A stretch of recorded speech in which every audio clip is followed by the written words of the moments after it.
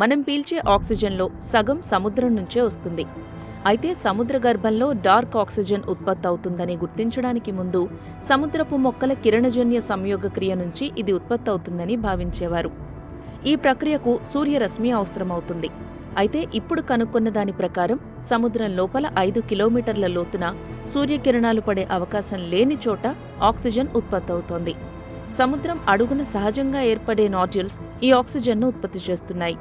ఈ నాడ్యూల్స్ సముద్రం నీటిలోని అణువులను హైడ్రోజన్, ఆక్సిజన్గా విడదీస్తాయి. సముద్రం అడుగు భాగంలో చిన్న చిన్న బండరాళ్ల తరహాలో బంగాళదుంపల పరిమాణంలో ఈ నాడ్యూల్స్ కనిపిస్తాయి. చాలా మైనింగ్ కంపెనీలు ఈ నాడ్యూల్స్ను సేకరించాలని ప్రయత్నిస్తున్నాయి. మైనింగ్ కంపెనీల ఆలోచన సముద్ర లోతుల్లో ఆక్సిజన్ ఉత్పత్తిపై జరుగుతున్న పరిశోధనలకు ఆటంకంగా మారుతుందని శాస్త్రవేత్తలు భయపడుతున్నారు. ఆక్సిజన్ ఆధారంగా జీవించే సముద్ర జీవులకు కూడా ఇది ప్రమాదకరంగా మారుతుందన్న ఆందోళన నెలకొంది. సముద్రం అడుగున చీకటిగా ఉన్న చోట కూడా భారీగా ఆక్సిజన్ ఉత్పత్తి అవ్వడం తాను 2013లో తొలిసారి చూశానని, కానీ ఈ విషయాన్ని చాలా ఏళ్లుగా ఎవరూ పట్టించుకోలేదని మెరైన్ సైన్స్ స్కాటిష్ అసోసియేషన్ పరిశోధకులు ప్రొఫెసర్ ఆండ్రూ స్వీట్మన్ బీబీసీ న్యూస్తో చెప్పారు. హవాయి, మెక్సికో మధ్య లోతైన సముద్రం ఉన్న ప్రాంతంలో ఆయన సహచరుడు పరిశోధనలు కొనసాగించారు. అక్కడ సముద్ర అడుగు భాగం చాలా వరకు ఇనుప నాడ్యూల్స్తో నిండి ఉంటుంది. గవ్వలు, నత్తగుల్లలతో పాటు ఇతర శిథిలాలు సముద్రపు నీటిలో కరిగిన మెటల్స్ నుంచి ఈ నాడ్యూల్స్ ఏర్పడ్డాయి. ఈ ప్రక్రియకు వేల సంవత్సరాలు పడుతుంది. నాడ్యూల్స్లో లిథియం, కోబాల్ట్, కాపర్ వంటి మెటల్స్ ఉంటాయి. ఇవన్నీ బ్యాటరీలు తయారు చేయడానికి అవసరం. ఈ మెటల్స్ సేకరించి సముద్రం పైభాగంలోకి తీసుకొచ్చేందుకు చాలా కంపెనీలు సాంకేతికతను అభివృద్ధి చేస్తున్నాయి. సముద్రం అడుగు భాగంలో జీవజాలానికి కూడా డార్క్ ఆక్సిజన్ ఉపయోగపడుతోంది. నేచర్ జియో సైన్సెస్ జర్నల్లో ప్రచురితమైన కథనంలో ప్రొఫెసర్ స్వీట్మన్ సముద్రపు లోతుల్లో మైనింగ్ జరిగే ప్రమాదం ఉందని ఆందోళన వ్యక్తం చేశారు. బ్యాటరీలా పనిచేయగల మెటల్ నాడ్యూల్స్ ఆక్సిజన్ను ఖచ్చితంగా ఉత్పత్తి చేయగలవని శాస్త్రవేత్తలు గుర్తించారు.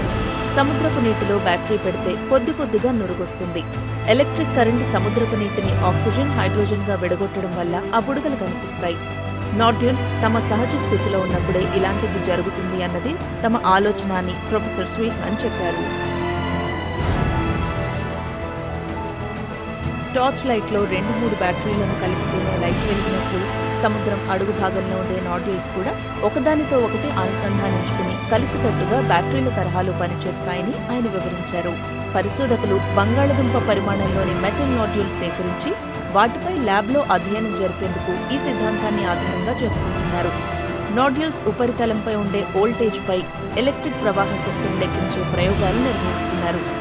డబుల్ ఏ సైజ్ బ్యాటరీ వోల్టేజ్కు సమానంగా ఇది ఉందని వారు గుర్తించారు.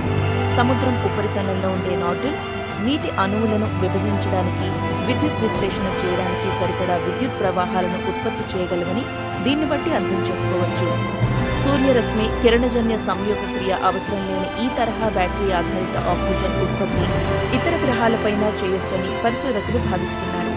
దీంతో ఇతర గ్రహాలపై మనిషి జీవించడానికి అనుకూల పరిస్థితులను సృష్టించుకోవచ్చని, కావలసిన ఆక్సిజన్ ఉత్పత్తి చేసుకోవచ్చనేది పరిశోధకుల ఆలోచన. నాడ్యూల్స్ను సేకరించి ఓడలో సముద్ర ఉపరితలంపై తెచ్చే సాంకేతిక పరిజ్ఞానాన్ని అభివృద్ధి చేస్తున్న అనేక సముద్ర గర్భ మైనింగ్ కంపెనీలు ఇప్పటికే డార్క్ ఆక్సిజన్ను కనుగొన్న ప్రాంతమైన ద క్లారియన్ క్లిపటోన్ జోన్లో అన్వేషణలు సాగిస్తున్నాయి. సముద్ర గర్భంలో మైనింగ్ వల్ల సముద్ర జీవులకు హాని కలగడం, ఆ ప్రాంతం దెబ్బతినడం వంటి ప్రమాదముందని US national oceanic atmospheric administration హెచ్చరించింది. పర్యావరణానికి ప్రమాదముందని హెచ్చరిస్తూ మైనింగ్ కార్యకలాపాలను నిలిపివేయాలని కోరుతూ రూపొందించిన పిటిషన్పై 44 దేశాలకు చెందిన 800 మందికి పైగా సముద్ర శాస్త్రవేత్తలు సంతకం చేశారు. నాడ్యూల్స్ కోసం సముద్రపు లోతుల్లో చేస్తున్న మైనింగ్ వల్ల ఊహించలేని స్థాయిలో పర్యావరణ విధ్వంసం జరుగుతున్నట్టు ఇప్పటికే చాలా ఆధారాలు లభించాయని